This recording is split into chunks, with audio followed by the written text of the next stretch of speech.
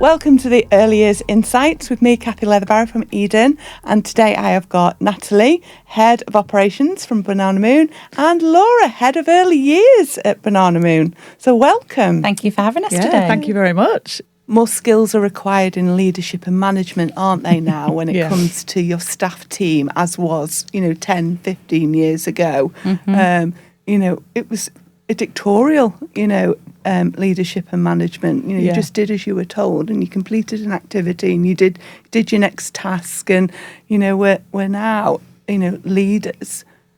You have to see your staff team as almost like your group of children, haven't you? You've got to be responsible for them, to nurture them, to educate them, to be role models, and be flexible with your approach to ensure you get the best out of them, and it's that almost they as if reach their potential. Your practitioners and early years professionals have their group of key children. As a manager, your key children, or you're obviously got a group of key adults. Those people, you have to see them in what's my role in supporting their next step, on what is their next step in their career journey or their CPD. How do I play a part in that, and how do I encourage that next step for them?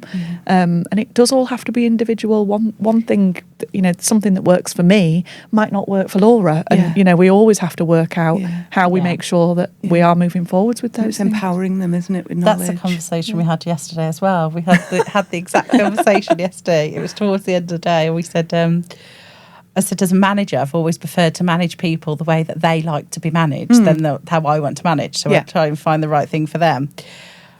What we're always in danger of is letting time take over us to stop us from being able to achieve that. So I think it's about checking back in with ourselves, telling ourselves, you've let time get away with you here. Stop, regroup, and try again. And it doesn't matter how many years we've been managing, we will still get it wrong. And you'd have to take that time to just get to know your staff team again and build those up. And what do they need from me? Yeah, absolutely. It can be tricky though. Absolutely. It's because, let's face it, no day is ever quiet. No. You can think it's the summer holidays and you've got loads of children on holiday, and then you've got 3 staff off ill with a sickness bug. It's hard. It's hard. And when you're trying that flexible approach and that personal approach, you've also got down to fairness and equality as well, haven't you? That can weigh you another way as well with your decision making, isn't it? And I think there's times where you can offer flexibility to somebody because how their personal circumstances are maybe being impacted at the moment, or they've got something going on that you think, actually, okay, we do need to offer more flexibility. But then if another person doesn't quite understand why they've got that and they can't have that, then it can cause some problems in the workplace. But I think it goes back to that just constant reflection, isn't it? Of, how much time have I given to myself to stop and reflect, and am I giving too much of myself to one area and not enough to another? And I think it goes back to that happy team. If you know that the team are happy and you've kind of watered where they need so they can grow, then you'll find that things get easier for you as a manager because your team are happy. And it's about having a good support senior management team as well, isn't it? And finding your strengths and weaknesses within that senior management team, and there's a lot for delegation as well, isn't there? Yeah, absolutely. There is a role for that. We've got quite a unique setup, let's say, at Banana Moon. So we're a franchise network, and a lot of people don't really know what that means. But the biggest franchise that most people know is McDonald's, which isn't the same as day nurseries. But essentially what it means is each nursery is owned individually by their own director, and then they have Banana Moon's support team there to help them and guide them. So they get to have that kind of independent family-run feel to many of the nurseries, but they know that they've got us there to help them and support them too. So we've got 2 separate teams. We've got Laura's team, which is the early years department, and then I have a team of operations support officers. So we kind of give support to our nursery owners and the team on the ground in the nurseries in 2 different ways. And I think that's really nice because they get to be able to run their nursery and do things their way, but they can just pick up the phone and say, we've got this problem. It's a big safety Has anyone else net, had isn't this? it? It's a really big safety net to know that you've got, because running a nursery and the operational side of it is very different to the early years side, isn't it? It is. And the fun side. This is where we're different, isn't it? Laura's the yin to my yang. We're very, very similar, but very different at the same time. I'll be like, yeah, but what about the children? And Natalie's like, I know, but it's still a business. I do care about the children too. You do go, yes, I know, they're very important, but it's still a business. So we do have those conversations, but you're absolutely right. Yeah. And that's where it tends to be. The way it tends to work is you end up supporting the owners, the business owners, so our franchisees, whereas my team tend to support the nursery managers and the teams. Yeah. And part of that last year, we identified that we wanted to provide more training opportunities, which is obviously when we started working more so with yourselves. Yeah. But equally, we launched our own training academy. So we offer training to managers, EYPs, room leaders, everybody. Yeah. So we wanted to make sure that we didn't just offer training to the management team. We wanted it to be able to go down to everybody. Yeah. So the way we've done it is we will write the training programmes within our early years department. We will look at it'll all be approved, it goes through an approval process, and then they get to spend time with the management team and delivering that. And then they provide them into kits that go so the nursery managers can then be the ones to share them with their own teams. So again, not only are they getting support in other areas, it's about their own CPD and their own development as well. That's a big skill, isn't it, that they're learning there as well themselves. So for us, it's support is support. So they can pick up the phone, they can email us. It's there for any questions they may have. But equally, it's about building them up to have the skills so they can answer those questions more themselves and that they can feel more confident in their own abilities, because that's key. It's really important. That empowerment for them, isn't it? I think so. We've seen a shift in how people are getting to management positions now in nurseries, and I think because of that recruitment crisis that we have in the sector. People are moving kind of through the ranks a little bit quicker than they perhaps used to. And that means that you can potentially have somebody in a management position who has qualified a couple of years ago. It's maybe been a room leader and then a deputy for 1 year, and all of a sudden they're then a manager. And that means that you're right, they maybe haven't got that leadership skill yet. And to then say to that person, you have to potentially lead a team of 28 people, hold your staff meetings and make sure they've got all the knowledge they need. Actually, that can be really overwhelming. So to know that they can do the training through the Banana Moon Training Academy first, get those skills and that confidence to then present that training themselves to their team, it just adds an extra layer of support for them, which is really nice. And directors are obviously there because, it's their business, but obviously there's there's a passion for early years as well. But, it can be very hard just to be an independent nursery at the moment, can't it? There's lots closing, unfortunately, isn't there?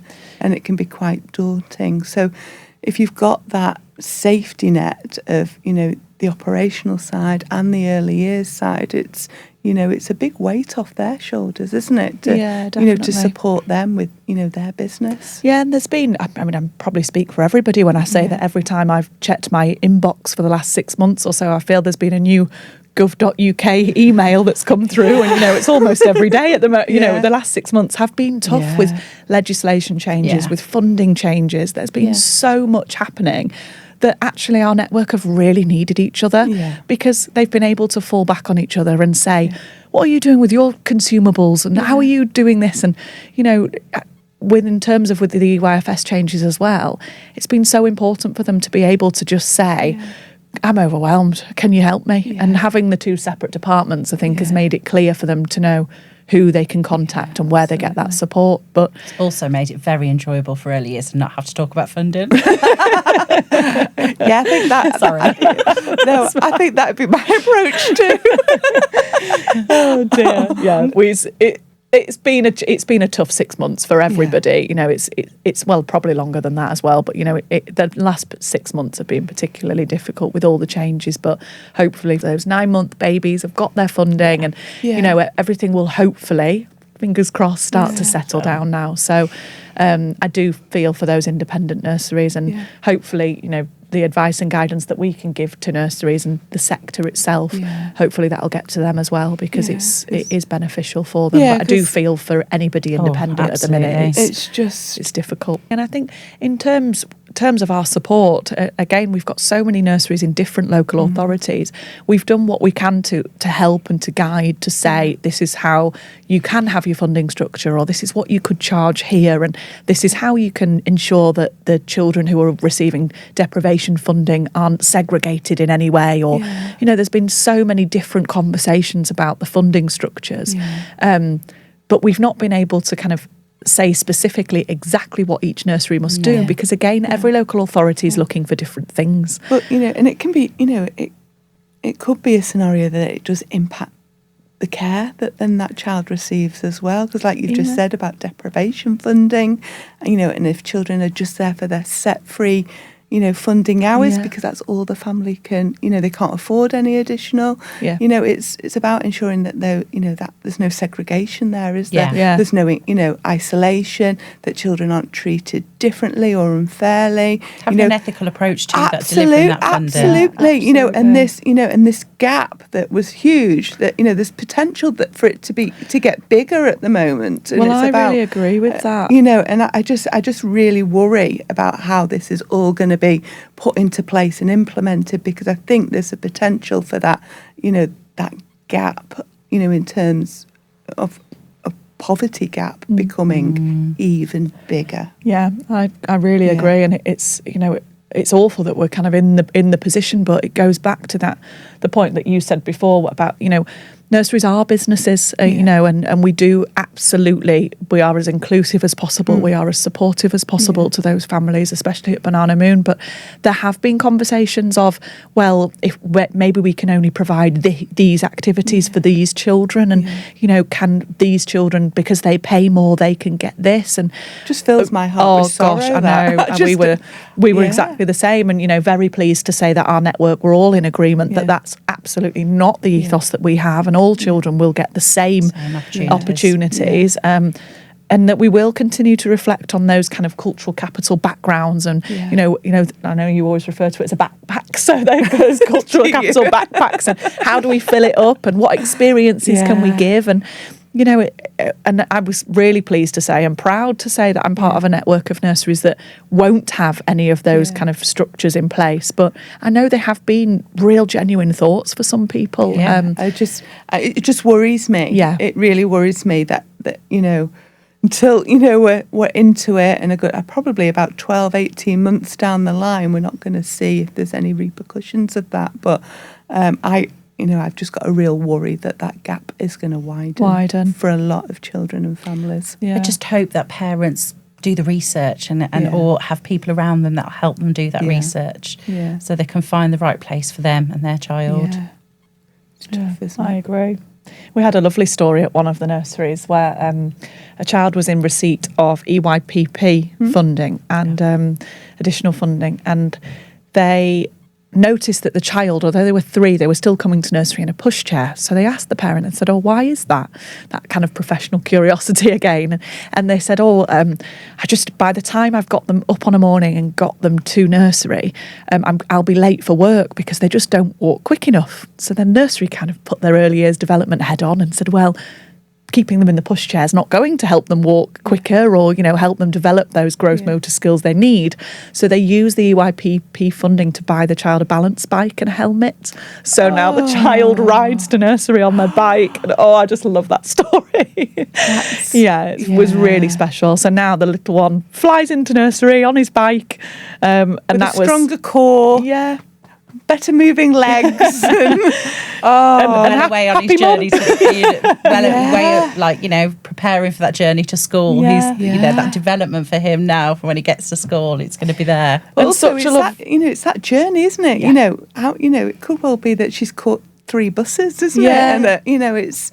Yeah, and it's just a lovely example of how that funding can be used for the family and for the child. But when I heard that story, I have to admit I welled up when I was in the nursery. I just said, that's so lovely. It's lovely because we get to see some wonderful examples of that, and we get to go and those visits to those nurseries and hear those wonderful stories of what they're doing. Well done, that staff member. It's just... Yeah, absolutely. It takes confidence, doesn't it? One, to have the discussion in the first place. Yeah. Two, to think outside the box, to, be proactive for the child's development, but also, support mum with the task at hand that she's got. Well, we've got a bespoke curriculum, and part of it is we have what we call 5 principles, and one of them is child development, and the other one is working with the families. And when we look at those child development kind of statements or best fit that we are looking for the child to see if they are progressing at what the expected developmental rate, I say that loosely. We kind of look. One of the main questions we ask is, what is happening at home? And if a child isn't moving forwards or developing in a certain area that we would expect, one of the questions we pose to the staff members and to the key person is, why might that be? What else do you know about that child? And that's where that conversation came from. And they said, actually, they are slightly behind with their gross motor skills, but I do know that mum brings them to nursery every day in a pushchair. And that's where that conversation started. And it's about empowering staff as well to, it's not just their responsibility to ensure this child is well developed. Yeah. Of course. Yeah. Fundamentally, it's the parents' responsibility, isn't it? Who then, ask you to support them with that during their time at nursery. Yeah, absolutely. So you've got to include them within that. Well, and I think, again, that comes down from the very first moment that they come to your nursery, is explaining that curriculum to the family so they understand what you're working towards. We also have a guide for every time we have different moons, as we call them, and each development milestone they get to. So we have 4 development milestones that we identify. We almost do like a 2-year check when a child turns 2. We do one at 1, at 2, at 3 and at 4 to make sure that we are double checking that children are making the expected progress, and if not, what are we doing about it? Do we then speak to the families about those? So that's how we come up with that. But each time they go through that developmental change is explaining that to the families. So your baby is now a teeny moon. So what does that mean? What can you expect from their development? What can you do to support that development? Taking them on that journey. Don't just expect them to understand child development. No. You need to guide them through that. Yeah, absolutely. I think that's what happens with a lot of families as well, isn't it? Like with that 2-year check, you get a lot of questions of, what can your child do? Can your child do this yet? But there aren't many questions or many places you find out, this is what comes next for your child, and this is what you will start to see happening. A parent just sees that expectation of, can your child do this? Well, I didn't realise. It gives a bit of fear, doesn't it? Yeah, definitely. Pressure to parents. Definitely. Whereas we do it in what we call like a positive assessment, where we say, actually, your child's reached all of these wonderful milestones. Here's what to look out for next, and here's some ways that you can support them at home too. And this is what we'll be doing at nursery. So it's a different way. Yeah. I know when we go back to being key people, you used to have. Personally, I used to have my list of key children and my tick list of what I was going to do next for them. And colour bar charts. Oh, goodness me, it's the stuff of nightmares now, isn't it? But you go back to those. But actually, that mindset has completely shifted now, and everything we do is around that positive assessment of, look at all these wonderful things your child has achieved. Here's what you can do next, or what to expect next. And I think if you can break that down even smaller. So if you've got a child that parents may be worried that they're not walking yet, break that down and show, well, they pulled themselves up today, so this is a step towards that. So celebrating that and explaining to them that actually this means they're going to get to that. We all have that when they're getting ready to go to school, and they go, but they're not writing their name. That's okay, because they recognise their name. They look at this beautiful drawing they've just done and explain to the families that these are all things that you're working towards. So when they were building up, when they were rolling around and crawling at the babies, they're already on their journey to learning to write their name. Help them understand that.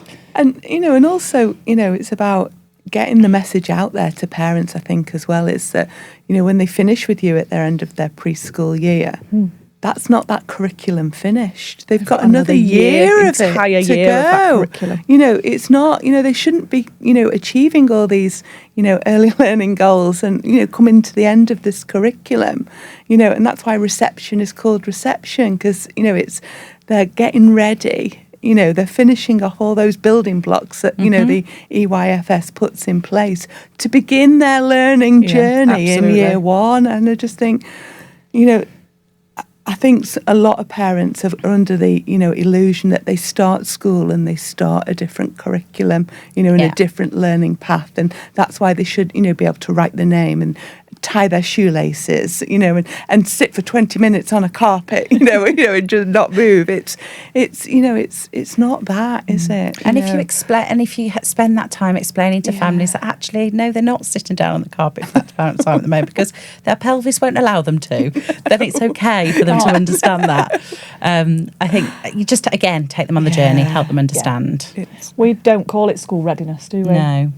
It's the child's journey to school. Oh, that's nice. Because it isn't, we don't want the school they shouldn't be ready for the school. No, the school should be ready for them. Yeah, that's nice. And it is about their journey, and that this is something we are working on at the moment. We're looking through all of our documents to make them even more supportive of families, because we want families to understand that they're not going to be leaving us writing their names perfectly, tying their shoelaces, and sitting on the carpet for a long time with their legs crossed.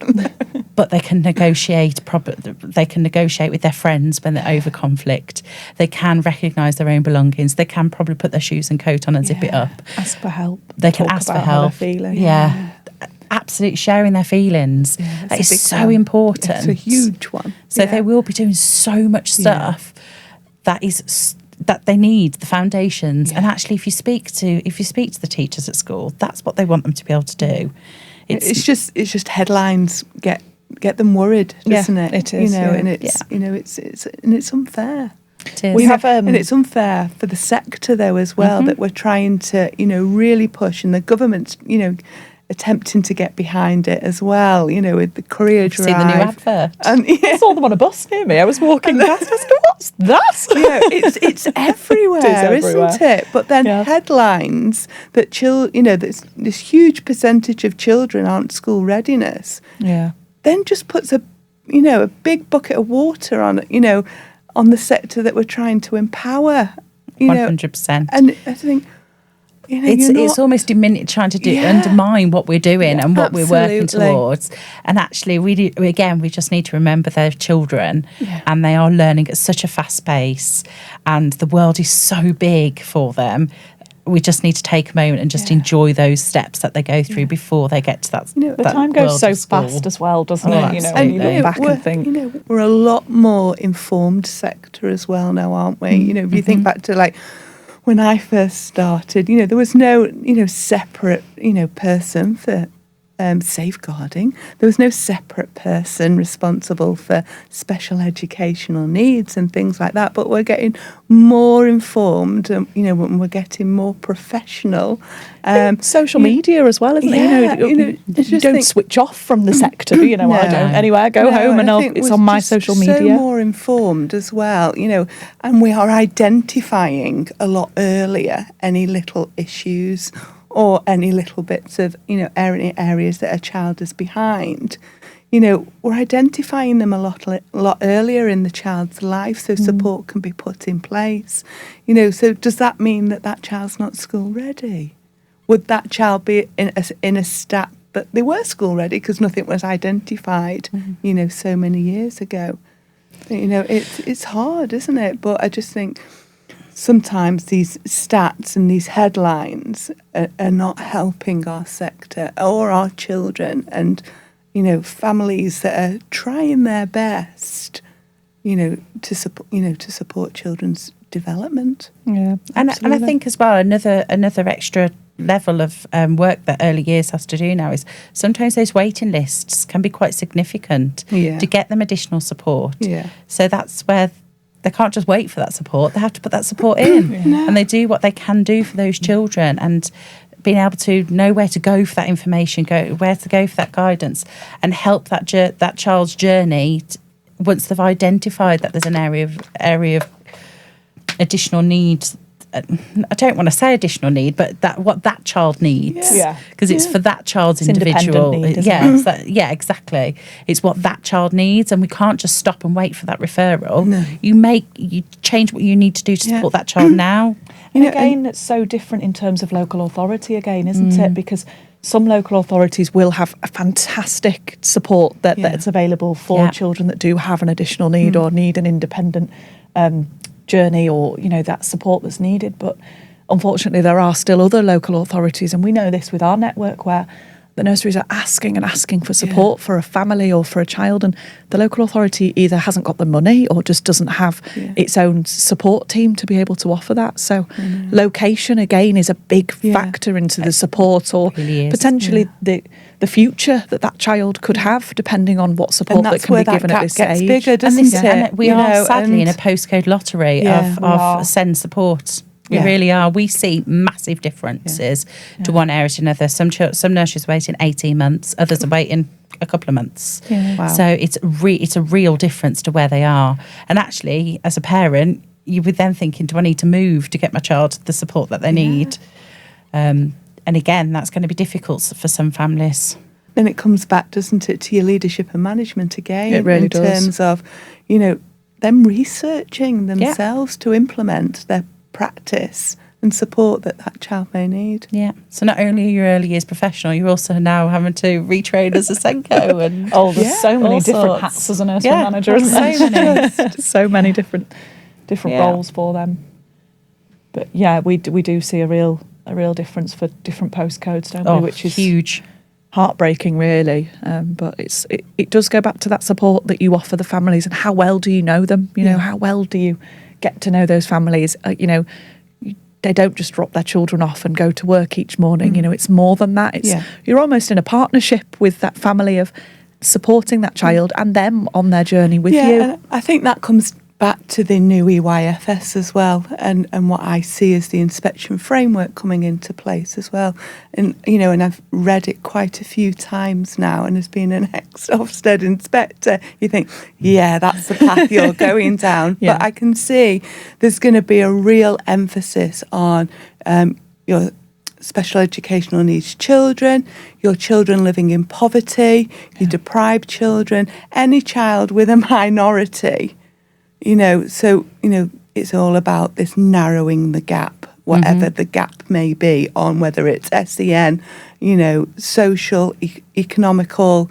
You're only going to be as good as your weakest, as your weakest child or family, and the one that needs the most support. And that's going to be tough, isn't it? I think for some nurseries it will be tough, but I think you'll have other nurseries that will rise to it. Absolutely. I mean, we've got some wonderful stories of nurseries already that we have 3 wellbeing pledges, and one of them is how we support families. And we've already got nurseries that I know nursery managers have taken the family to the food bank because rather than them having to put it on the bus and take it home, and they've arranged to do things like that. So those sorts of nurseries are already rising to it and doing it, and they are supporting those families as best as they can. But for nurseries where it's not been something that they've had to do that much, it's going to be a big change for them. So I think it's about reading those good stories that are happening, that beautiful work that's happening out there already, and thinking, how can I make this work for my nursery? If you're a small nursery, that's you could be a packaway nursery, that's going to be hard for you to do. Absolutely. And I think it comes back to, again, doesn't it, that, as you call it, the professional curiosity.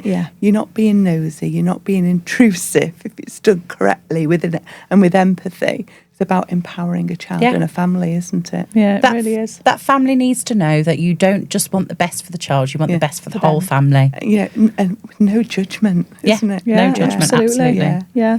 But it's a skill, isn't it? It is. Another really skill is. for Another hat. for your nursery manager. Yeah, definitely. So thank you for joining me today. It's been some really great discussions. Thank you very much for having us. We've loved it, haven't we? Thank you for having us.